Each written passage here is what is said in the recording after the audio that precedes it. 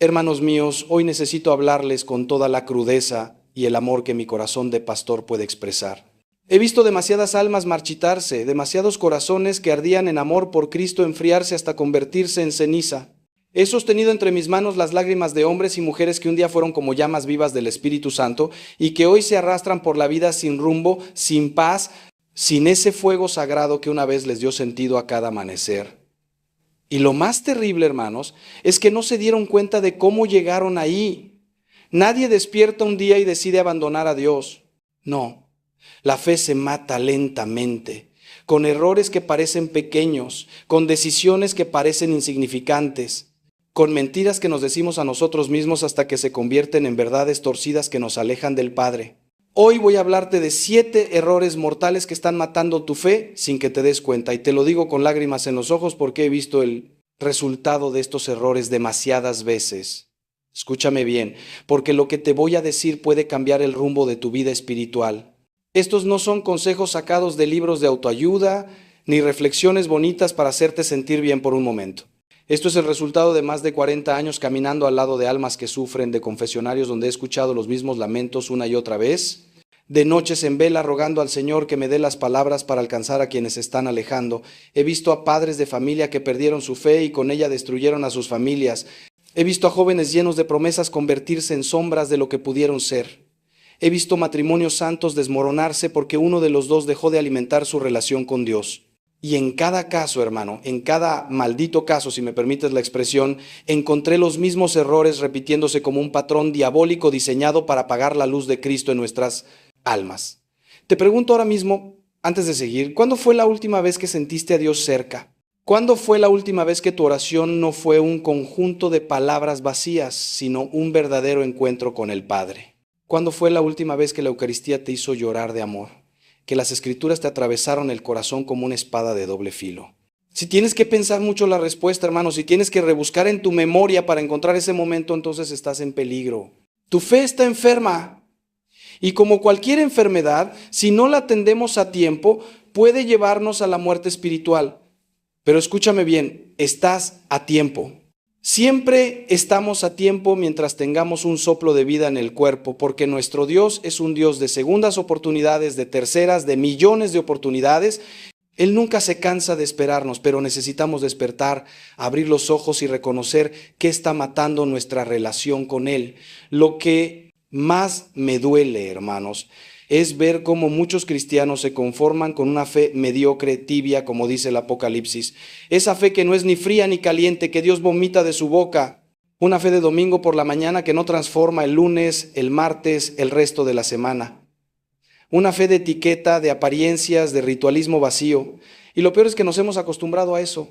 Nos hemos acostumbrado a vivir sin el fuego del Espíritu Santo, sin la pasión por las cosas de Dios, sin ese hambre insaciable por conocerlo más, amarlo más, servirlo más. Nos conformamos con migajas cuando Él nos ofrece un banquete. Nos contentamos con sobrevivir espiritualmente cuando Él nos llama a vivir en abundancia. Y esta mediocridad, hermanos, esta terrible mediocridad espiritual es el terreno fértil donde crecen todos los errores que voy a compartir contigo hoy. Así que te pido, por lo que más quieras, por tu salvación eterna, por el amor que un día sentiste por Cristo, que me escuches hasta el final. No importa si lo que te diga te incomoda, no importa si te ves reflejado en estos errores y eso te duele. El dolor que sana es bendito, hermanos. Es mejor el bisturí del cirujano que la gangrena que mata. Prefiero que estas palabras te hieran hoy para que puedas sanar a que sigas dormido en tu mediocridad hasta que sea demasiado tarde. Porque te lo digo con total certeza.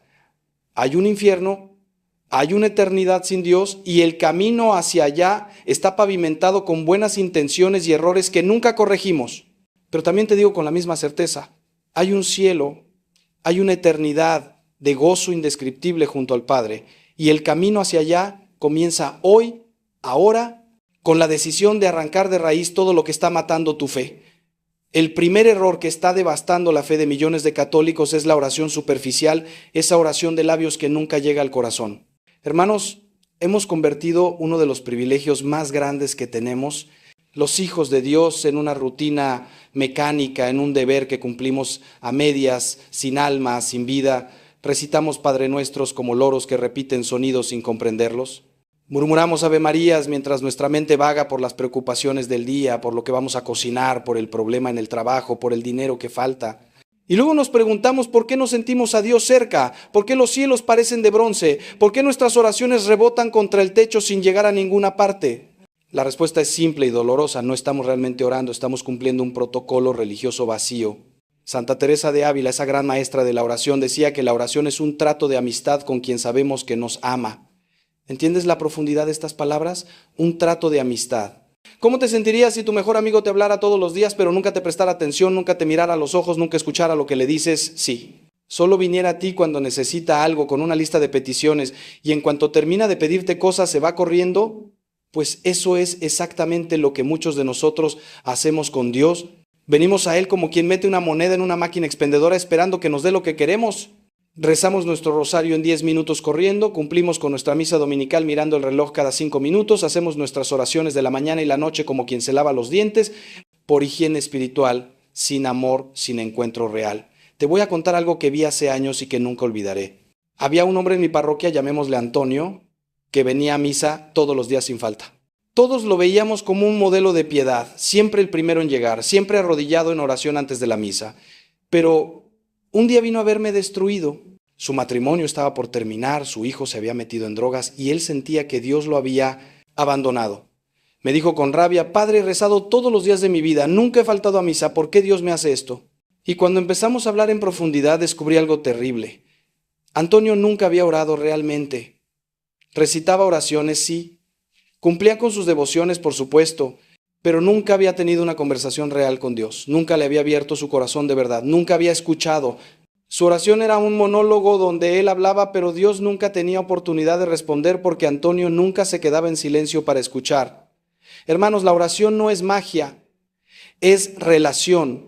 No es recitar fórmulas correctamente para que Dios nos dé lo que queremos, es entrar en comunión con Él.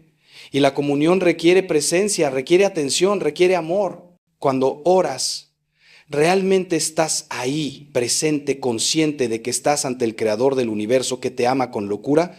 ¿O tu cuerpo está arrodillado pero tu mente está en 1000 lugares distintos? Jesús mismo nos advirtió contra esto en Mateo cuando dijo: cuando oren no sean como los hipócritas que aman orar de pie en las sinagogas y en las esquinas de las calles para que la gente los vea. Y cuando oren no hagan como los paganos que repiten palabras sin sentido pensando que por mucho hablar serán escuchados. ¿Ves? Cristo nos está diciendo que la oración superficial, la oración de apariencias, la oración mecánica no sirve. Dios no quiere nuestras palabras bonitas, quiere nuestro corazón. El remedio para este error mortal es simple pero radical. Debemos aprender a orar de verdad. Y orar de verdad significa presentarnos ante Dios tal como somos, con nuestra miseria, con nuestras heridas, con nuestros pecados, con nuestras alegrías también. Significa hablarle como le hablarías a alguien que amas profundamente. Significa sobre todo escuchar. ¿Sabes cuál es el problema de la mayoría de los católicos que nunca escuchan a Dios? Hablan, piden, suplican, se quejan, pero nunca se quedan en silencio el tiempo suficiente para oír la voz suave del Espíritu Santo hablándoles al corazón. La oración contemplativa. Ese silencio adorante ante el Santísimo Sacramento, esa meditación profunda de las Escrituras donde le damos tiempo a Dios para que nos hable, eso es lo que nos falta. Sin esto, hermanos, nuestra fe se marchita. La oración superficial nos deja vacíos, cansados, desilusionados, pero la oración profunda, esa que brota del corazón y que nos pone en contacto real con el Padre, esa transforma toda nuestra vida. El segundo error devastador es vivir una doble vida, ser católicos el domingo y paganos el resto de la semana. Este es quizás el veneno más común y más letal para la fe. Hermanos, no podemos tener un pie en el reino de Dios y otro en el reino de este mundo. No podemos comulgar el domingo y vivir en pecado mortal el lunes. No podemos proclamar que Cristo es nuestro Señor y luego vivir como si nunca hubiéramos oído hablar de Él. Jesús fue clarísimo en esto cuando dijo: nadie puede servir a dos señores porque odiará a uno y amará al otro, o se dedicará a uno y despreciará al otro. Y sin embargo, ¿cuántos católicos viven exactamente en esta contradicción? Van a misa, se golpean el pecho, piden perdón, comulgan el cuerpo de Cristo y al salir de la iglesia vuelven exactamente a los mismos pecados, a las mismas mentiras, a las mismas injusticias. He conocido empresarios que vienen a misa todos los domingos con sus familias, que son vistos como pilares de la comunidad, pero que en sus negocios engañan, explotan a sus trabajadores, evaden impuestos y duermen tranquilos porque creen que cumplir con el ritual dominical los absuelve de sus pecados semanales. He conocido mujeres que rezan el rosario diariamente, pero que destrozan reputaciones con su lengua, que siembran cizaña en sus familias, que viven llenas de resentimiento y amargura, pero se sienten santas, porque no faltan a sus devociones. He conocido hombres que van a retiros espirituales y lloran de emoción en la adoración eucarística, pero que en sus casas son tiranos, que engañan a sus esposas, que descuidan a sus hijos, que viven vidas secretas llenas de porquería que jamás confesarían públicamente. Esta hipocresía, hermanos, esta vida dividida, mata la fe más rápido que el ateísmo declarado. ¿Sabes por qué? Porque cuando vivimos esta doble vida, en el fondo de nuestro corazón sabemos que somos mentirosos. Podemos engañar a los demás, podemos mantener nuestra imagen de buenos católicos, pero no podemos engañar a nuestra conciencia y mucho menos podemos engañar a Dios. Y esta disonancia interna, esta contradicción entre lo que profesamos y lo que vivimos, nos carcome por dentro, genera culpa, pero no la culpa sana que nos lleva al arrepentimiento genuino, sino una culpa tóxica que nos hace sentir hipócritas. Y cuando nos sentimos hipócritas comenzamos a alejarnos de Dios, no porque Él se haya alejado de nosotros, sino porque no podemos sostener su mirada. Es como Adán y Eva escondiéndose en el jardín después del pecado. Sabemos que estamos desnudos, que somos miserables, y en lugar de correr hacia Dios buscando su misericordia, nos escondemos de Él, dejamos de orar con profundidad, dejamos de frecuentar los sacramentos con sinceridad y lentamente nos vamos muriendo espiritualmente. San Pablo nos advierte en su carta a los romanos: no se adapten a este mundo, sino transfórmense mediante la renovación de su mente. Hermanos, ser cristiano es ser transformado. No es añadir algunas prácticas religiosas a nuestra vida pagana, es dejar que Cristo revolucione cada aspecto de nuestra existencia. Nuestra forma de hacer negocios debe ser cristiana. Nuestra forma de relacionarnos en el matrimonio debe ser cristiana. Nuestra forma de usar internet, de hablar de los demás, de gastar nuestro dinero, de tratar a quienes nos sirven, todo debe estar impregnado del Evangelio. No hay áreas de nuestra vida donde Cristo no tenga derecho a entrar. O Él es Señor de todo o no es Señor de nada. Esta tibieza, esta vida compartimentada donde Dios tiene su espacio el domingo, pero el resto de la semana vivimos según los valores del mundo, es la receta perfecta para la muerte espiritual. El camino de salida de este error requiere una honestidad brutal con nosotros mismos. Necesitamos hacer un examen de conciencia profundo y preguntarnos: ¿realmente vivo lo que creo? ¿Hay coherencia entre mi fe y mi vida? ¿Qué vería alguien que me observara 24 horas al día, 7 días a la semana? ¿Vería a un discípulo de Cristo o vería a alguien que simplemente tiene una afición religiosa entre muchas otras? Y cuando descubramos las áreas de incoherencia, y las descubriremos porque todos las tenemos, necesitamos llevarlas al confesionario con humildad y arrepentimiento genuino. Pero no basta con confesarlas una vez, al mes, para volver a caer en ellas. Necesitamos un compromiso radical de cambio. Necesitamos pedirle al Espíritu Santo que nos dé la fuerza para vivir realmente como hijos de la luz en medio de esta generación torcida. La integridad espiritual, hermanos, esa unidad entre lo que creemos y cómo vivimos, es fundamental para mantener viva la fe. El tercer error que está matando la fe de incontables católicos es el descuido de la Eucaristía, ese tesoro infinito que tenemos y que hemos perdido de vista por la familiaridad. Hermanos, estamos ante el mayor milagro que ocurre en la tierra. En cada misa, el pan y el vino se convierten en el cuerpo y la sangre de nuestro Señor Jesucristo. Es el mismo Cristo que caminó por Galilea, que murió en la cruz, que resucitó al tercer día, haciéndose presente en nuestros altares. No es un símbolo, no es una representación, no es un recuerdo bonito. Es Cristo mismo, real, vivo, presente, ofreciéndose a nosotros para que nos unamos a Él de la forma más íntima posible. Y sin embargo, ¿cuántos católicos van a comulgar como quien hace un trámite, sin preparación, sin adoración, sin una pizca de asombro ante este misterio tremendo? He visto a personas llegar tarde a misa corriendo para alcanzar la comunión como quien no quiere perder el autobús. He visto a gente masticando chicle mientras se acerca a recibir el cuerpo de Cristo. He visto filas interminables para comulgar donde nadie se arrodilla después, donde nadie hace una acción de gracias digna, donde la gente se va de la iglesia antes de que termine la misa como si tuvieran prisa por salir de ahí. Y lo más terrible es que muchos comulgan en pecado mortal sin haberse confesado, convirtiendo lo que debería ser medicina de inmortalidad en su propia condenación, porque como dice San Pablo en 1 Corintios, el que come y bebe sin discernir el cuerpo del Señor, come y bebe su propia condenación. Esta irreverencia hacia la Eucaristía, hermanos, este descuido del mayor don que Dios nos ha dado, es una de las razones principales por las que tantos católicos viven sin el fuego del Espíritu. Déjame contarte lo que pasó con María, una mujer de unos 50 años que vino a verme hace tiempo. Me dijo que había perdido la fe, que ya no sentía nada en misa, que todo le parecía vacío y sin sentido. Cuando le pregunté por su vida espiritual, descubrí que llevaba años yendo a comulgar sin confesarse, viviendo en situaciones de pecado que justificaba de mil maneras. Le expliqué que estaba profanando la Eucaristía, que estaba tratando a Cristo con un desprecio terrible al recibirlo indignamente. Al principio se enojó, me dijo que era muy duro, que Dios era misericordioso y que yo no tenía derecho a juzgarla.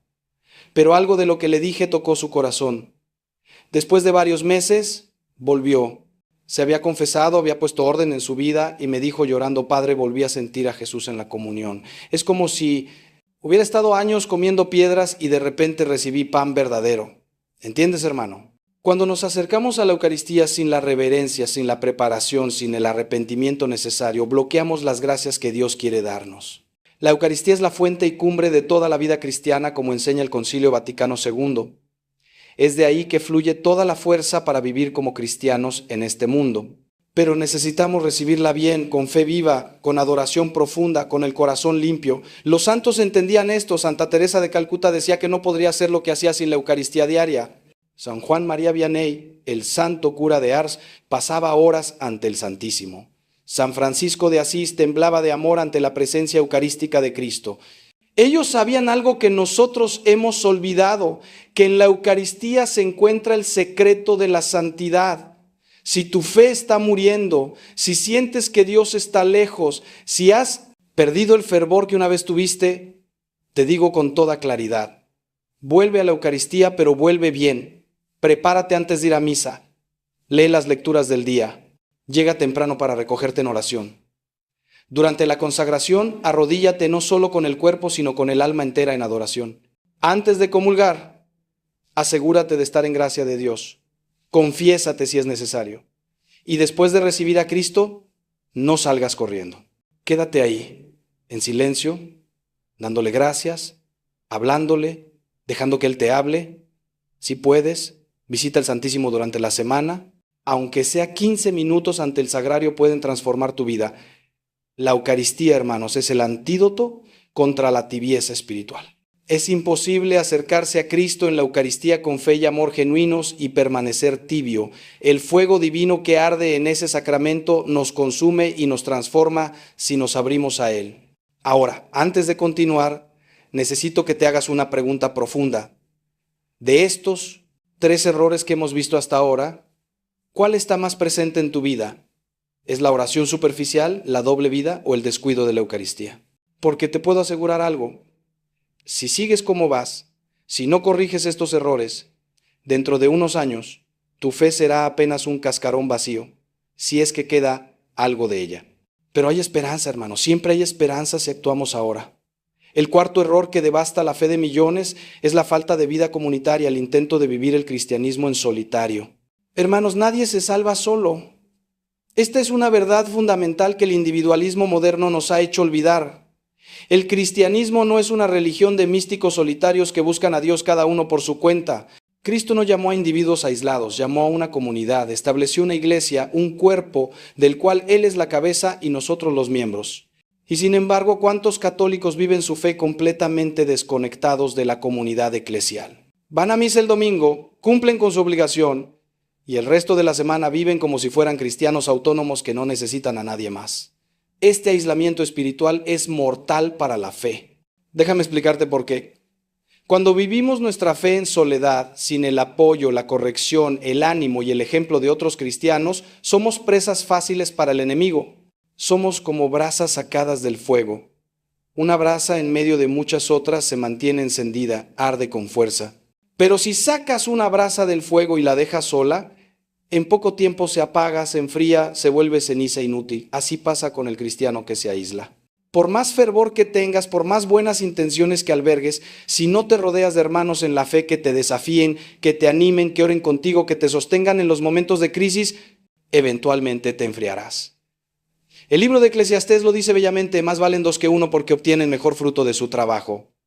Si uno cae, el otro lo levanta.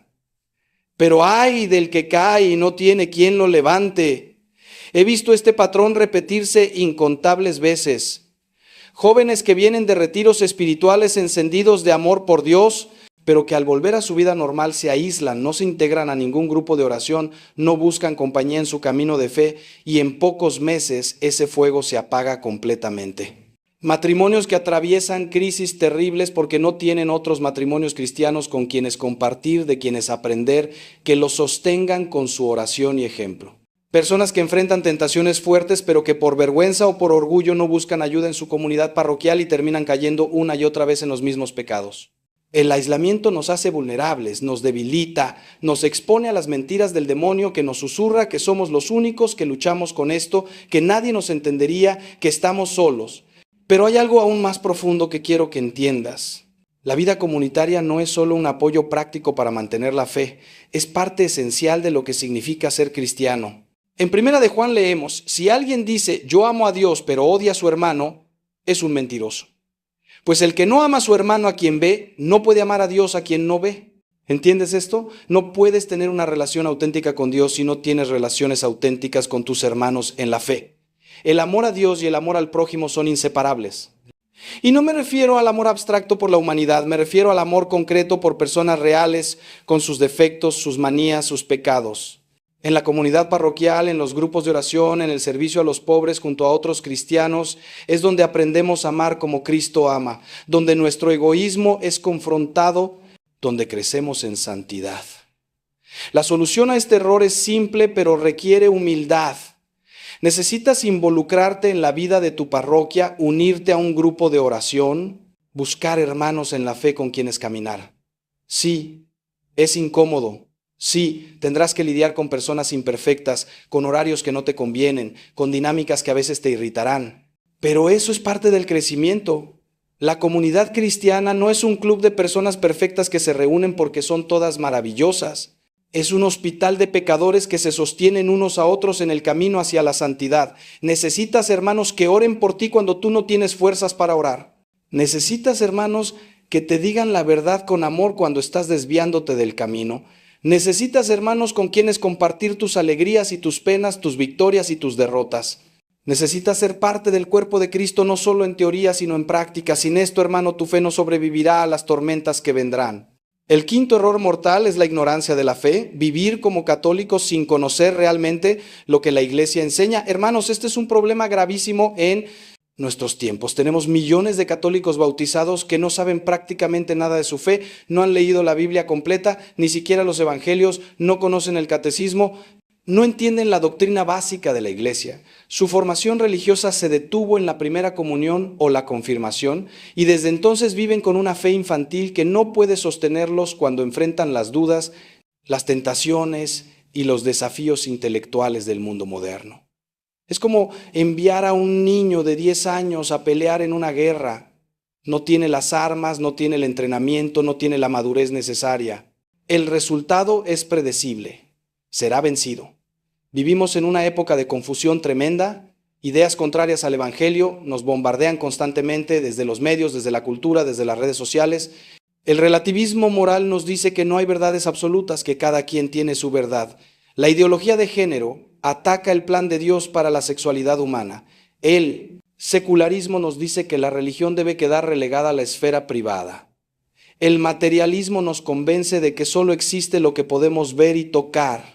Y frente a todo esto, ¿cómo puede defenderse un católico que no conoce su fe? ¿Cómo puede responder a las objeciones si nunca se ha tomado el tiempo de estudiar por qué la Iglesia enseña lo que enseña? No puede. Y lo que pasa entonces es que poco a poco comienza a dudar, a relativizar, a pensar que quizás la Iglesia está equivocada, que sus enseñanzas son obsoletas, que necesita actualizarse. He visto a padres de familia católicos incapaces de responder las preguntas de sus hijos adolescentes sobre la fe. He visto universitarios católicos que abandonan la iglesia en su primer año de carrera porque un profesor ateo les presentó objeciones que nunca habían considerado y para las cuales no tenían respuestas. He visto adultos católicos que después de años de ir a misa dominical se van a sectas protestantes, porque allí al menos les enseñan la Biblia. La ignorancia nos hace vulnerables a cualquier viento de doctrina, a cualquier maestro carismático que venga con ideas novedosas pero contrarias a la verdad. San Pablo le advirtió a Timoteo sobre esto: vendrá un tiempo en que no soportarán la sana doctrina, sino que teniendo comezón de oír, se amontonarán maestros conforme a sus propias pasiones, y apartarán sus oídos de la verdad. Pero aquí viene lo que muchos no quieren oír: la ignorancia religiosa no es accidental, es culpable. Hermano, si tienes tiempo para ver series en Netflix, para scrollear en redes sociales, para leer periódicos o novelas, pero no tienes tiempo para formarte en tu fe, el problema no es falta de tiempo, es falta de prioridades. Dios nos ha dado 2000 años de sabiduría acumulada en la iglesia. Tenemos las escrituras, tenemos a los padres de la iglesia, tenemos a los grandes doctores como Santo Tomás de Aquino, San Agustín, Santa Teresa, tenemos el catecismo que explica claramente toda la doctrina católica, tenemos libros, podcasts, videos, recursos increíbles disponibles muchas veces de forma gratuita. No hay excusa para la ignorancia en nuestra generación. La única explicación es la pereza espiritual, la falta de hambre por conocer a Dios y sus caminos. Escúchame bien, si quieres que tu fe sobreviva, si quieres que sea robusta, adulta, capaz de resistir los ataques de este mundo, necesitas formarte. Lee la Biblia todos los días, no como un deber, sino con hambre de conocer a Cristo más. Estudia el catecismo de la Iglesia Católica, aunque sea un número cada día. Lee buenos libros católicos, escucha enseñanzas de sacerdotes y teólogos sólidos, asiste a charlas de formación en tu parroquia, pregunta cuando no entiendas algo. Busca respuestas a tus dudas en fuentes confiables de la iglesia, no en Google, donde cualquiera puede publicar cualquier disparate. El Señor nos dice en Oseas: mi pueblo fue destruido porque le faltó conocimiento. No dejes que eso te pase a ti. Una fe informada, una fe que sabe lo que cree y por qué lo cree, es una fe que puede enfrentar cualquier tormenta y salir fortalecida. El sexto error que está devastando la fe es la falta de una vida de penitencia y sacrificio. Hermanos, vivimos en una cultura que huye del sufrimiento como de la peste. Todo es comodidad, placer, facilidad. Buscamos el camino de menor resistencia en todo. Y esta mentalidad ha infectado nuestra vida espiritual. Queremos una fe cómoda. Una fe que no nos cueste nada, que no nos exija sacrificios, que se adapte a nuestro estilo de vida en lugar de transformarlo. Pero Cristo fue absolutamente claro: si alguno quiere venir en pos de mí, niéguese a sí mismo, tome su cruz cada día y sígame. No hay cristianismo sin cruz, hermanos. No hay santidad sin renuncia. No hay gloria de resurrección sin pasar primero por el Calvario. Mira a tu alrededor y verás que hemos perdido completamente el sentido del sacrificio. Los viernes ya casi nadie se abstiene de comer carne, ni siquiera en Cuaresma. El ayuno se ha vuelto opcional. Algo que hacen solo los muy devotos o los extremistas religiosos según la mentalidad moderna. La penitencia, la mortificación, el ofrecer pequeños sacrificios a Dios durante el día, todo esto parece cosa del pasado, de un catolicismo anticuado que necesitaba castigar el cuerpo porque lo veía como malo. Y entonces tenemos católicos que se permiten todos los caprichos, todos los placeres, todas las comodidades y que nunca han experimentado el poder liberador de negarse a sí mismos algo por amor a Dios. Y luego se preguntan: ¿por qué son esclavos de sus pasiones? ¿Por qué no pueden vencer ciertos pecados? ¿Por qué su vida espiritual es tan débil? Déjame explicarte algo fundamental que los santos entendían y nosotros hemos olvidado. La penitencia y el sacrificio no son castigos, son entrenamiento espiritual. Cuando te niegas un capricho, cuando ayunas, cuando ofreces una pequeña incomodidad a Dios, estás ejercitando tu voluntad, estás entrenando tu alma para dominar tus impulsos, estás creciendo en libertad interior. Un hombre que nunca se niega a nada se convierte en esclavo de sus deseos. Pero un hombre que practica la mortificación, que dice no a su cuerpo cuando éste le pide cosas que no necesita, ese hombre se vuelve libre. Ya no es arrastrado por cada antojo, por cada tentación. Ha desarrollado músculo espiritual que le permite resistir, elegir el bien aunque sea difícil, perseverar cuando todo en él quiere rendirse. Además hay un misterio profundo aquí que San Pablo explica en Colosenses: ahora me alegro de mis sufrimientos por ustedes y completo en mi carne lo que falta a las aflicciones de Cristo, por su cuerpo que es la iglesia. Nuestros sacrificios, cuando se unen al sacrificio de Cristo en la cruz, tienen un valor redentor inmenso. Podemos ofrecer nuestros ayunos, nuestras penitencias, nuestros sufrimientos por la conversión de pecadores, por las almas del purgatorio, por nuestros seres queridos. Esta es una de las enseñanzas más hermosas del catolicismo, que nada se desperdicia cuando se ofrece a Dios con amor.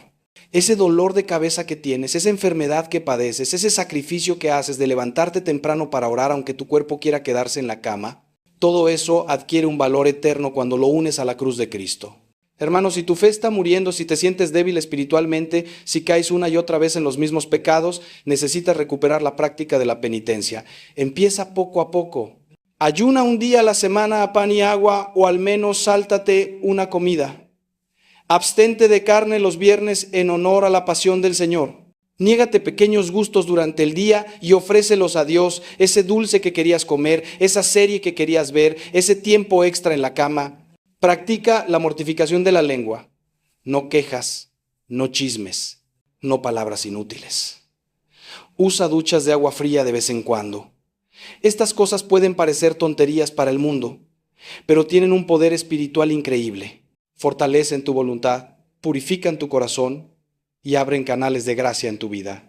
Los santos más grandes fueron maestros de la penitencia, no porque fueran masoquistas, sino porque sabían que esta es la medicina que cura el alma enferma de egoísmo y apego desordenado a las cosas de este mundo. El séptimo y último error que está matando la fe de tantos católicos es vivir sin misión, sin un sentido de propósito apostólico. Hermanos, hemos reducido el cristianismo a algo que hacemos para nuestro beneficio personal, para nuestra paz interior, para asegurarnos un lugar en el cielo, pero ese no es el cristianismo que Cristo fundó. Él no nos llamó simplemente a ser salvados, nos llamó a ser salvadores con Él. No nos llamó a sentarnos cómodamente en la iglesia esperando que llegue la muerte, nos llamó a ir por todo el mundo predicando el Evangelio. Cada cristiano, sin excepción, está llamado a ser apóstol, a ser misionero, a ser testigo de Cristo en su familia, en su trabajo, en su vecindario, donde quiera que esté. Pero la realidad es que la mayoría de los católicos viven su fe de forma completamente pasiva. Van a misa, cumplen con sus devociones privadas y ahí termina todo. Nunca han compartido su fe con nadie. Nunca han invitado a alguien a conocer a Cristo. Nunca han dado testimonio explícito de lo que Dios ha hecho en sus vidas. Tienen familiares alejados de Dios, compañeros de trabajo que viven sin esperanza, vecinos que no conocen el amor de Cristo, pero ellos guardan silencio. Por miedo, por vergüenza, por respeto humano, por cobardía, no abren la boca. Y esta falta de misión tiene un efecto devastador en su propia fe, porque una fe que no se comparte se marchita. Una fe que se queda encerrada en el corazón, sin expresarse hacia afuera, se asfixia. Piénsalo así. Imagina un manantial de agua fresca. Si ese manantial fluye, si el agua sale y riega la tierra alrededor, el manantial se mantiene puro, fresco, lleno de vida. Pero si bloqueas la salida del manantial, si el agua no puede fluir, ¿qué pasa? Se estanca, se pudre, se llena de algas y suciedad, deja de ser agua viva. Así pasa con nuestra fe. Cuando la compartimos, cuando damos testimonio, cuando nos atrevemos a hablar de Cristo a otros, nuestra propia fe se fortalece. Cada vez que explicamos por qué creemos, cada vez que defendemos nuestra fe ante objeciones, cada vez que compartimos lo que Dios ha hecho en nuestra vida, algo se fortalece dentro de nosotros. Pero cuando guardamos silencio, cuando escondemos nuestra fe como si fuera algo privado que no debe salir a la luz pública, esa fe se debilita, pierde vitalidad, se convierte en algo tibio e insípido. Además, hermano, tenemos una responsabilidad tremenda. Vivimos en un mundo que se está hundiendo en la oscuridad. Millones de personas a nuestro alrededor viven sin conocer el amor de Dios, sin esperanza, sin paz, sin propósito. Están buscando, muchas veces en los lugares equivocados, lo que solo Cristo puede dar. Y nosotros que hemos encontrado la perla de gran precio, que conocemos al Salvador, nos quedamos callados. San Pablo decía, ay de mí si no predico el Evangelio. Sentía esa urgencia, esa necesidad imperiosa de compartir la buena nueva. Y nosotros vivimos tranquilos mientras la gente a nuestro alrededor se condena por falta de conocimiento del Evangelio. Jesús dijo claramente, ustedes son la luz del mundo. Una ciudad en lo alto de un monte no puede esconderse. Ni se enciende una lámpara para ponerla debajo de un cajón, sino sobre el candelero para que alumbre a todos los que están en la casa. La solución a este séptimo error es radical pero transformadora. Necesitas encontrar tu misión. Pregúntale al Señor en oración qué quiere que hagas. ¿A quién te está llamando a alcanzar con su amor? Quizás es tu cónyuge que se ha alejado de la fe. Quizás son tus hijos que necesitan ver en ti un testimonio vivo de cristianismo auténtico. Quizás es ese compañero de trabajo que está atravesando una crisis. Quizás es algún ministerio en tu parroquia donde puedes servir. Quizás es compartir contenido de fe en redes sociales. Quizás es visitar enfermos, servir a los pobres, enseñar catecismo. Las oportunidades son infinitas, pero lo que no puedes hacer es quedarte cruzado de brazos. Dios te salvó para algo. Te rescató de las tinieblas no solo para que te salves tú, sino para que seas instrumento de salvación para otros. Cuando encuentres esa misión y empieces a vivirla, verás cómo tu propia fe se enciende con un fuego nuevo. Ahora bien, antes de terminar, necesito que entiendas algo crucial. Estos 7 errores no actúan aisladamente. Se alimentan unos a otros, se refuerzan mutuamente. La oración superficial lleva a la doble vida. La doble vida produce irreverencia hacia la Eucaristía. El descuido de la Eucaristía nos debilita para vivir en comunidad. El aislamiento aumenta nuestra ignorancia. La ignorancia hace que no valoremos la penitencia. Y la falta de penitencia y de misión nos deja sin propósito, cayendo de nuevo en la oración superficial. Es un círculo vicioso descendente hacia la muerte espiritual. Pero hermanos, escuchen esto con esperanza. Así como estos errores se refuerzan mutuamente en sentido negativo, cuando empezamos a corregirlos se refuerzan mutuamente en sentido positivo. Cuando comienzas a orar de verdad, con profundidad, descubres la hipocresía de tu doble vida y te duele, te lleva a la conversión. Cuando te conviertes de verdad, te acercas a la Eucaristía con nuevo amor y reverencia. Cuando recibes bien la Eucaristía, deseas compartir ese regalo con otros en comunidad. La comunidad te forma, te enseña, reduce tu ignorancia. El conocimiento profundo de la fe te lleva a valorar la penitencia. La penitencia te fortalece para vivir tu misión. Y la misión enciende tu oración con nuevo fervor. Es un círculo virtuoso ascendente hacia la santidad. Por eso te digo, no te desanimes si te has visto reflejado en todos estos errores. No te sientas condenado. Al contrario, alégrate de que el Espíritu Santo te haya hecho consciente de estas áreas donde necesitas crecer. La conciencia del problema es el primer paso hacia la solución. Ahora sabes qué está matando tu fe. Ahora puedes hacer algo al respecto. No tienes que corregir todo de golpe. De hecho, te aconsejo que no intentes hacerlo porque terminarás abrumado y frustrado. Escoge uno de estos errores, el que sientas que es más urgente en tu vida, y comprométete a trabajar en él durante un mes completo. Ponlo en oración. Busca ayuda si la necesitas. Y cuando veas progreso ahí, ataca el siguiente. Te prometo algo, hermano, si tomas en serio esto que te he compartido hoy, si realmente te comprometes a arrancar de raíz estos errores de tu vida, dentro de un año serás una persona completamente diferente espiritualmente. Tu fe no solo habrá sobrevivido, habrá florecido. Habrás pasado de ser un cristiano tibio y mediocre a ser un discípulo apasionado de Cristo, y ese cambio no solo te beneficiará a ti, transformará a todos los que te rodean. Porque una persona encendida de amor por Dios es como un fuego que enciende otros fuegos, que ilumina las tinieblas, que calienta a los que están cerca. Hermanos míos queridos, llegamos al final de esta reflexión que me ha salido del corazón con lágrimas.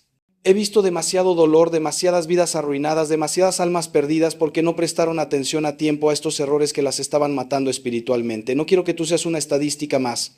No quiero que dentro de unos años mires atrás y te arrepientas de no haber actuado cuando todavía podías. El tiempo de la misericordia es ahora. Dios te está hablando hoy a través de estas palabras. No endurezcas tu corazón. No te digas a ti mismo que ya lo harás mañana, porque mañana puede ser demasiado tarde. Quiero que ahora mismo, antes de irte, hagas una pausa. Cierra los ojos si estás en un lugar donde puedes hacerlo. Lleva tu mano al pecho y siente tu corazón latiendo. Mientras late, mientras respiras, mientras vives, hay esperanza. Dios no ha terminado contigo. Él está dispuesto a restaurar tu fe, a reavivar ese fuego que se estaba apagando, a darte una nueva oportunidad. Pero necesitas dar el primer paso. Necesitas reconocer humildemente que has fallado, que has cometido estos errores, que necesitas su gracia para cambiar. Háblale ahora con tus propias palabras desde lo más profundo de tu ser. Dile que lo sientes, dile que quieres volver a Él con todo tu corazón. Y ahora te voy a pedir algo concreto. No dejes que este mensaje se quede solo en ti. Si estas palabras han tocado tu corazón, si algo de lo que te he dicho te ha movido, comparte este contenido con alguien que lo necesite. Todos conocemos a alguien cuya fe está en peligro, que está alejándose de Dios, que está cometiendo estos mismos errores. Envíale este video, este mensaje. Puede ser el instrumento que Dios use para salvarlo. No sabes cuántas veces he escuchado testimonios de personas que me dicen: Padre, yo estaba a punto de dejar la iglesia, pero alguien me compartió uno de sus mensajes y eso cambió todo. Tú puedes ser ese alguien para otra persona. También te pido que te suscribas a este canal si aún no lo has hecho. Necesitamos crear una comunidad de católicos comprometidos que se apoyen mutuamente, que compartan contenido de formación, que se fortalezcan juntos en la fe. Cada semana subo contenido diseñado precisamente para ayudarte a crecer espiritualmente, para evitar estos errores, para profundizar tu relación con Cristo. No dejes pasar esta oportunidad de formar parte de esta familia espiritual que estamos construyendo. Aquí, activa las notificaciones para que no te pierdas ningún mensaje nuevo que el Señor me inspire a compartir con ustedes. Antes de que te vayas, necesito compartir contigo algo más que el Espíritu Santo ha puesto en mi corazón, porque siento que hay alguien escuchando esto que necesita oír estas palabras específicas que vienen ahora. Tal vez eres tú, tal vez no.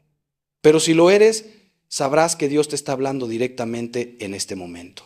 Quiero hablarte sobre algo que raramente se menciona en nuestras iglesias, pero que es absolutamente crucial para tu transformación: la importancia de entender las temporadas espirituales. Verás, tu caminar con Dios no es una línea recta ascendente de victoria en victoria. Es más parecido a las estaciones del año, con primaveras de crecimiento abundante, veranos de cosecha y gozo, otoños de despojamiento necesario e inviernos donde parece que nada está creciendo, pero debajo de la superficie las raíces se están haciendo más profundas. Muchas personas abandonan su proceso de transformación precisamente en el invierno espiritual. Llegan esos días, a veces semanas o meses, donde no sienten nada, donde Dios parece silencioso, donde la oración se siente vacía, donde los sacramentos parecen haber perdido su poder, y concluyen erróneamente: Dios me ha abandonado, esto no está funcionando, no hay esperanza para mí. Pero eso no es verdad. Lo que están experimentando es lo que San Juan de la Cruz llamó la noche oscura del alma. Es una etapa absolutamente normal e incluso necesaria en el crecimiento espiritual.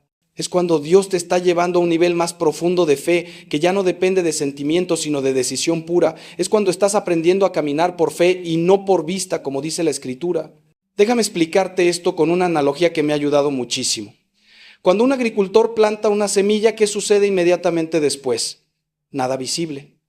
La semilla queda enterrada en la oscuridad, rodeada de tierra. Si la semilla tuviera conciencia, podría pensar: me he equivocado, esto no va a funcionar, estoy atrapada en la oscuridad. Pero el agricultor sabe algo que la semilla no sabe: que en esa oscuridad, en ese aparente estado de muerte, está ocurriendo un proceso vital. La semilla se está rompiendo, se está abriendo, está enviando raíces hacia abajo antes de poder enviar un brote hacia arriba, y eventualmente en el momento perfecto brota la planta.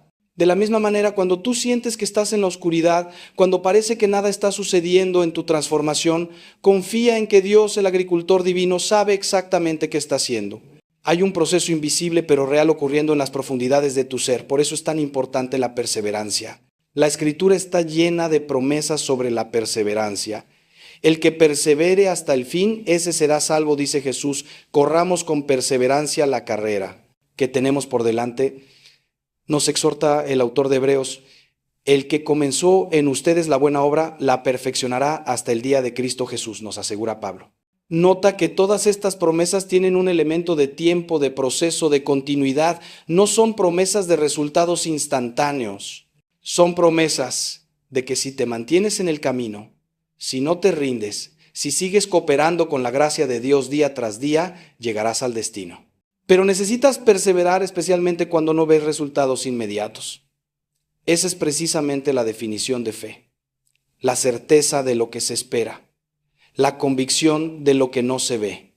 Ahora, déjame hablarte de algo que es extremadamente práctico y que puede marcar una diferencia enorme en tu proceso: la importancia de celebrar las pequeñas victorias.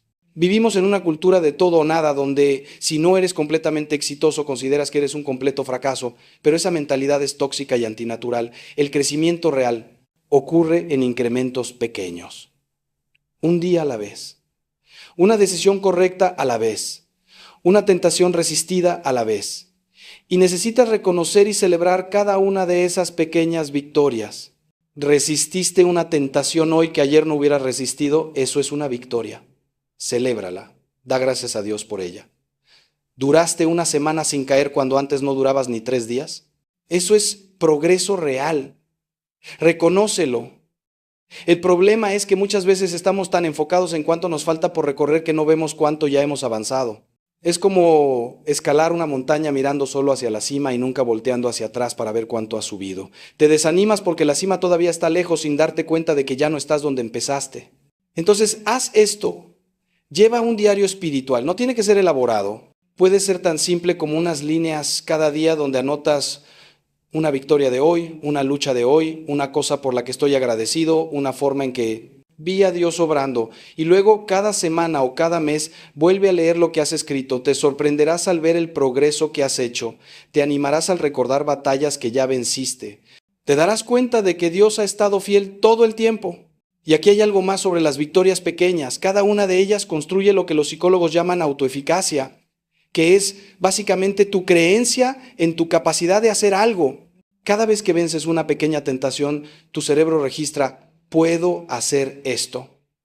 Y eso hace más fácil vencer la próxima vez.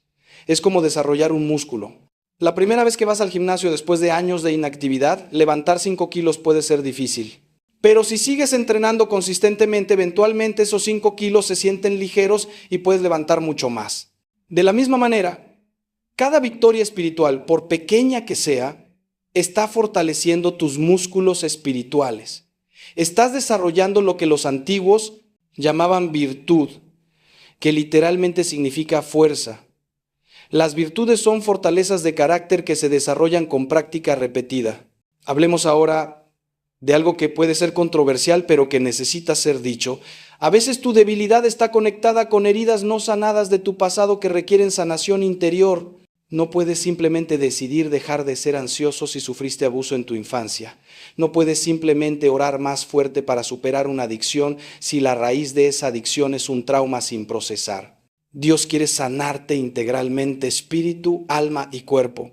Y a veces eso requiere que hagas el trabajo difícil de enfrentar tu pasado, de sanar tus memorias heridas, de perdonar profundamente a quienes te lastimaron e incluso de buscar ayuda profesional, cristiana, para procesar cosas que son demasiado complejas para manejar solo con oración. Hay un movimiento hermoso en la Iglesia Católica llamado sanación interior o sanación de memorias. Se basa en la verdad de que Jesús, que es el mismo ayer, hoy y siempre, puede entrar en tus memorias pasadas y traer sanación a esas heridas antiguas. No está cambiando lo que sucedió, eso ya es historia, pero está cambiando el efecto que esa historia tiene sobre tu presente. Está sanando las heridas emocionales, está rompiendo las mentiras que creíste sobre ti mismo a partir de esas experiencias. Está liberándote de los patrones de comportamiento que desarrollaste para sobrevivir, pero que ya no te sirven. He visto personas experimentar libertad profunda a través de este ministerio. Si nunca has explorado esto, te animo a que busques un retiro de sanación interior o un sacerdote entrenado en este ministerio, porque aquí está la verdad. Algunas de tus debilidades presentes son síntomas de heridas pasadas. Son como las luces de advertencia en el tablero de tu carro. No sirve de nada simplemente apagar la luz y pretender que todo está bien. Necesitas abrir el capó y ver qué está causando que la luz se encienda. Necesitas ir a la raíz del problema. Y sí, eso puede ser doloroso. Nadie quiere volver a visitar las memorias traumáticas. Nadie quiere revivir el dolor del abuso, del abandono, del rechazo, de la traición. Pero hay una diferencia enorme entre recordar algo solo y recordarlo con Jesús. Cuando invitas a Jesús a entrar en esa memoria, cuando le pides que te muestre dónde estaba Él cuando eso te sucedió, cuando permites que su amor toque esa parte herida de ti, algo se sana en un nivel profundo que ninguna cantidad de fuerza de voluntad puede lograr. Permíteme contarte una historia más que ilustra esto perfectamente. Conocí a un hombre, llamémosle Ricardo, que luchaba con ira explosiva. Podía estar perfectamente calmado y de repente algo trivial lo hacía explotar con una furia desproporcionada que dañaba sus relaciones. Vino a mí buscando ayuda. Oramos, se confesaba regularmente, intentaba con todas sus fuerzas controlarse y mejoraba un poco, pero las explosiones seguían ocurriendo. Un día, durante una sesión de oración de sanación interior, el Espíritu Santo le trajo a la memoria una escena de cuando tenía 7 años. Su padre alcohólico había llegado borracho a casa y había golpeado brutalmente a su madre mientras Ricardo, pequeño e indefenso, observaba aterrorizado escondiéndose detrás del sofá. En ese momento, siendo un niño, había hecho un voto inconsciente: nunca más seré indefenso, nunca más permitiré que alguien me haga sentir débil. Ese voto, hecho desde el trauma de un niño de 7 años, había gobernado su vida adulta. Cada vez que alguien o algo lo hacía sentir vulnerable, débil o fuera de control, su reacción era ira explosiva, porque subconscientemente estaba peleando contra ese niño aterrorizado que no pudo proteger a su madre. Cuando Ricardo entendió esto, cuando pudo ver a ese niño de 7 años con compasión en lugar de desprecio, cuando invitó a Jesús a entrar en esa memoria y recibió sanación para ese trauma, algo rompió. No fue mágico o instantáneo, todavía tuvo que trabajar en manejar su ira, pero la raíz había sido tocada. Las explosiones disminuyeron dramáticamente en frecuencia e intensidad, y con el tiempo desarrolló una capacidad de regulación emocional que nunca había tenido antes, porque la herida subyacente había sido sanada. ¿Tiene tu debilidad actual raíces en heridas pasadas? Pregúntaselo a Dios. Pídele al Espíritu Santo que te revele si hay memorias que necesitan ser sanadas, votos inconscientes que necesitan ser rotos, mentiras que creíste sobre ti mismo que necesitan ser reemplazadas con la verdad. Y si Él te muestra algo, no huyas de ello, llévalo a la luz, busca ayuda para procesarlo. Permite que Jesús, el sanador divino, toque esas áreas profundas de tu ser que nadie más puede alcanzar. Esta puede ser la pieza que faltaba en tu proceso de transformación. Esta puede ser la razón por la que has estado peleando tan duro pero sin victoria completa. Ahora quiero llevarte a reflexionar sobre otro aspecto crucial de tu transformación, el papel de la batalla espiritual. Porque necesitas entender esto con claridad. No estás simplemente luchando contra malos hábitos o tendencias psicológicas. Estás en medio de una guerra espiritual real. Hay un enemigo personal, el diablo, que odia a Dios y por extensión te odia a ti porque eres imagen de Dios. Y él tiene un interés personal en mantenerte atado a tu debilidad. No porque tu debilidad específica le importe tanto, sino porque sabe que mientras estés atado no podrás cumplir tu propósito en el reino de Dios. No podrás ser sal y luz en el mundo. No podrás liberar a otros.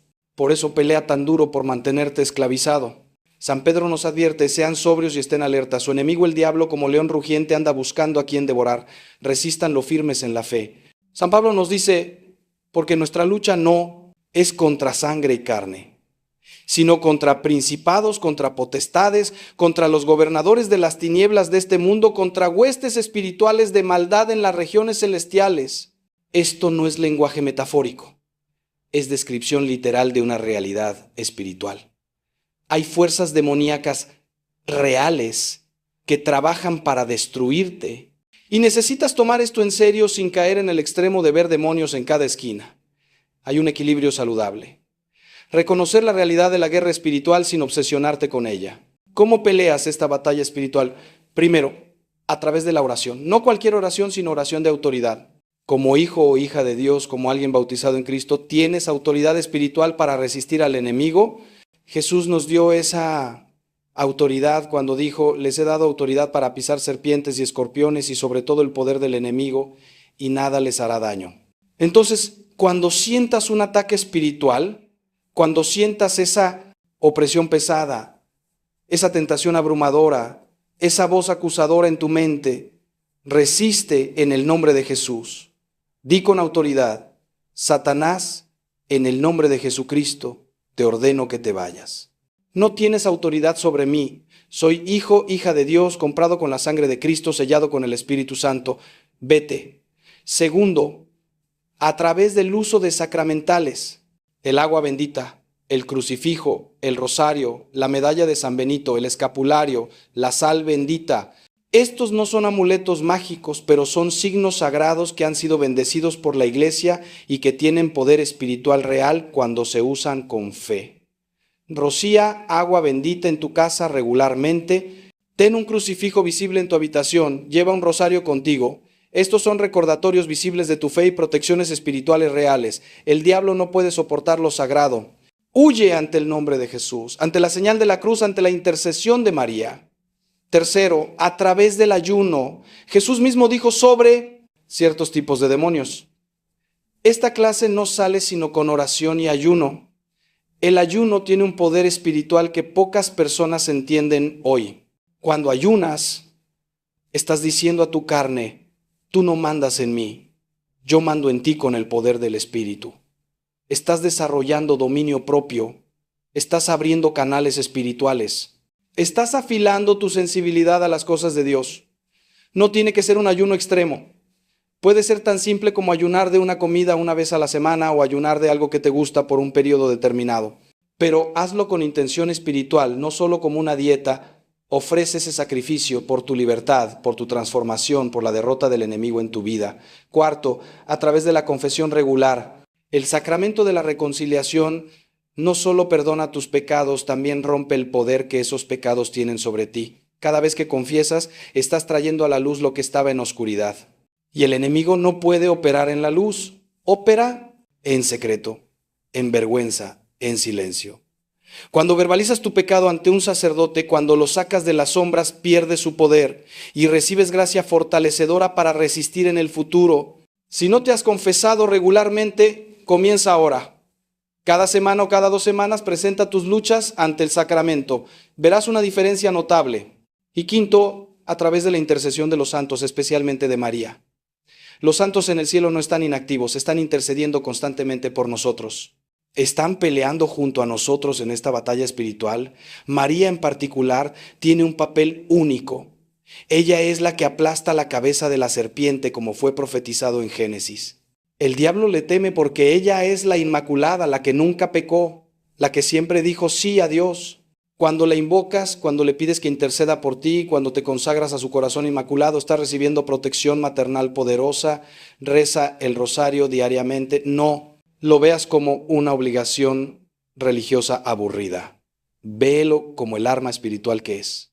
Santa Padre Pío dijo que el rosario es el arma para estos tiempos. Úsala.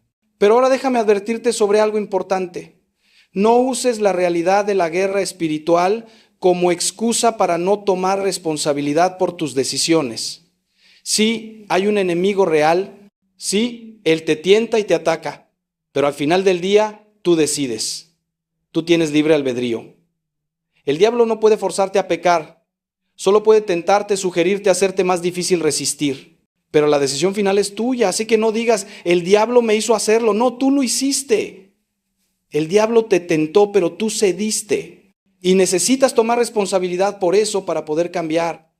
La responsabilidad personal y el reconocimiento de la guerra espiritual no son contradictorios, son complementarios. Ambos son verdad simultáneamente. Hablemos ahora sobre algo que cambiará radicalmente tu perspectiva si lo entiendes correctamente. El concepto bíblico de morir para vivir. Jesús lo dijo explícitamente, el que quiera salvar su vida la perderá, pero el que pierda su vida por causa de mí la encontrará. Y también, si el grano de trigo no cae en tierra y muere, queda solo, pero si muere lleva mucho fruto. Hay una muerte necesaria en el proceso de transformación. Una muerte del ego, del hombre viejo, de los patrones de pensamiento y comportamiento que te han definido hasta ahora. Y esa muerte, como toda muerte, es dolorosa, es aterradora, porque no sabes quién serás del otro lado. Conoces al tú débil, adicto, herido, pero ¿quién es el tú libre, sanado, fuerte? Eso es desconocido. Y el ser humano le teme a lo desconocido. Por eso, paradójicamente, a veces nos aferramos a nuestra miseria porque al menos es familiar. Conocemos este dolor, sabemos cómo vivir con esta debilidad. Hemos construido nuestra identidad alrededor de ella. ¿Quiénes somos sin ella? Es como un prisionero que ha estado en la cárcel durante décadas. Cuando finalmente le abren la puerta y le dicen que es libre, a veces se aterroriza. La prisión era horrible, pero era conocida. La libertad es maravillosa, pero es desconocida. Puede que incluso prefiera quedarse en la celda. Esa es una imagen de lo que sucede espiritualmente con muchas personas. Se han identificado tanto con su debilidad que dejarla ir se siente como perder su identidad. Pero aquí está la verdad gloriosa. Cuando mueres a tu falsa identidad, cuando sueltas la imagen distorsionada de quién crees que eres, descubres tu verdadera identidad en Cristo. Descubres quién siempre fuiste destinado a ser. San Pablo lo expresa así: con Cristo estoy juntamente crucificado, ya no vivo yo, mas vive Cristo en mí. Es una declaración radical. El viejo Pablo, Saulo el perseguidor, tuvo que morir para que Pablo el apóstol pudiera nacer. Tu viejo yo, definido por tu debilidad, tiene que morir para que tu verdadero yo, definido por la gracia de Dios, pueda emerger. Y sí, ese proceso de muerte es doloroso, pero del otro lado está la resurrección, del otro lado está la vida abundante que Jesús prometió. Entonces, ¿cómo mueres a tu yo viejo? No es un evento único.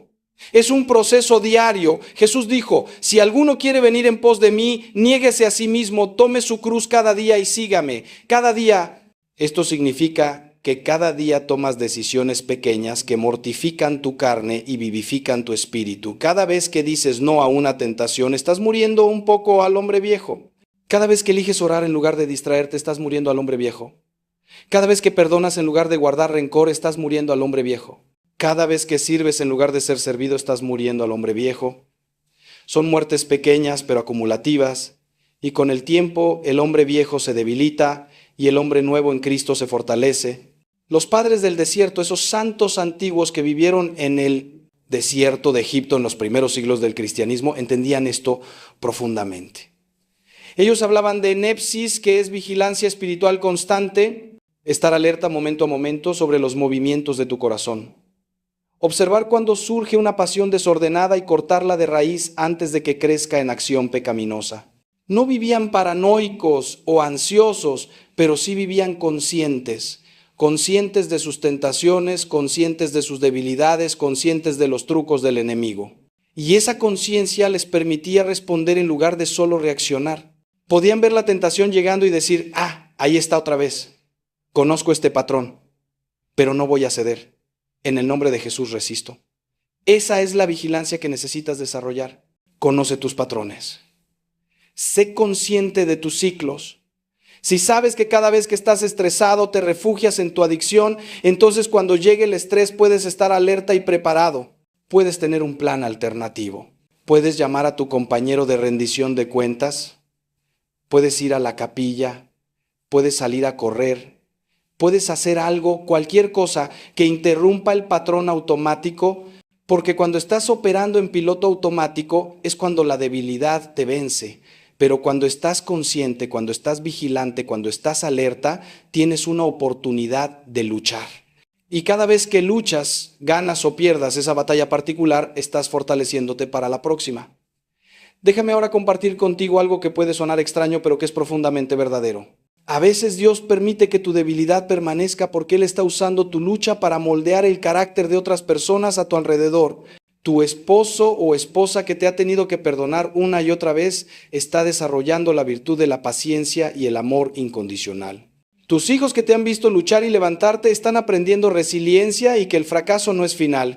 Tu comunidad de fe que te ha sostenido en oración, está experimentando el gozo de ver a Dios obrar milagros. Tu lucha no es solo sobre ti, es parte de un tapiz más grande que Dios está tejiendo, donde múltiples vidas están siendo formadas, no solo la tuya. Eso no hace tu lucha menos real o menos dolorosa, pero le da una dimensión adicional de significado. Recuerdo a una mujer en mi parroquia cuyo esposo luchaba con adicción al juego. Por años ella oró, lloró, sufrió la inestabilidad financiera y emocional que esa adicción causaba. Más de una vez me preguntó: ¿por qué Dios no lo sana? ¿Por qué tengo que sufrir esto? No tenía respuestas fáciles para ella.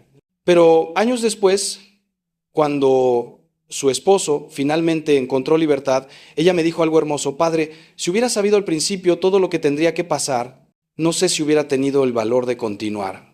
Pero ahora, mirando hacia atrás, veo cómo Dios usó esos años terribles para hacerme más compasiva, más dependiente de Él, más profunda en mi fe.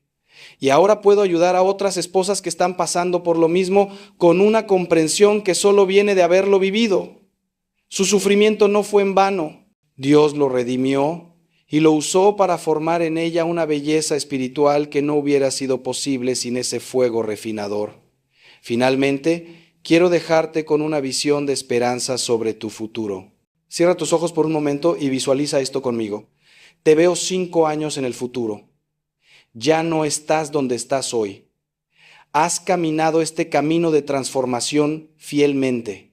Has caído, sí, pero te has levantado cada vez. Has llorado, pero has perseverado. Has dudado, pero has seguido creyendo. Y ahora, 5 años después, esa debilidad que hoy te define ya no tiene poder sobre ti. No porque hayas encontrado una solución mágica, sino porque has aprendido a vivir en la gracia de Dios día a día. Has desarrollado virtudes que no tenías antes. Tienes una relación con Dios que es profunda, íntima, real, porque fue forjada en el fuego de la lucha. Y ahora estás ayudando a otros que luchan con lo mismo que tú luchaste. Tu testimonio está dando esperanza. Tu victoria está inspirando a otros a creer que ellos también pueden vencer. Ese futuro no es fantasía. Es completamente posible, pero requiere que tomes la decisión hoy, ahora mismo, de comenzar o continuar este camino de transformación. Requiere que creas que Dios puede hacer en ti lo que parece imposible. Requiere que cooperes con su gracia activamente, usando todos los medios que Él ha puesto a tu disposición. Requiere que seas paciente con el proceso, pero implacable en tu compromiso. Requiere que cuando caigas te levantes inmediatamente en lugar de quedarte caído. Requiere que rodees tu debilidad con gracia, gracia desde arriba a través de los sacramentos y la oración, gracia desde el costado a través de la comunidad y la rendición de cuentas, gracia desde adentro a través de la sanación interior y el trabajo personal. Cuando haces eso, la transformación es inevitable. Puede que no sea rápida, pero será real. Y cuando llegues a ese futuro transformado, cuando mires hacia atrás a estos días de lucha, no los verás con amargura, los verás con gratitud. Porque fueron estos días difíciles los que te enseñaron quién es realmente Dios. Fueron estas batallas las que te mostraron de qué estás hecho cuando estás lleno del Espíritu Santo. Fue este valle de sombra de muerte el que te enseñó que no tienes que temer mal alguno porque Él está contigo. Y entonces con lágrimas de gratitud podrás decir como Job después de su sufrimiento: de oídas te había oído, pero ahora mis ojos te ven. Conocerás a Dios de una manera que los que nunca han sufrido no pueden conocerlo. Y ese conocimiento, hermano mío, hermana mía, ese conocimiento íntimo del Dios que te salvó, te sanó, te transformó, ese conocimiento vale más que todo el oro del mundo. Que así sea. Amén.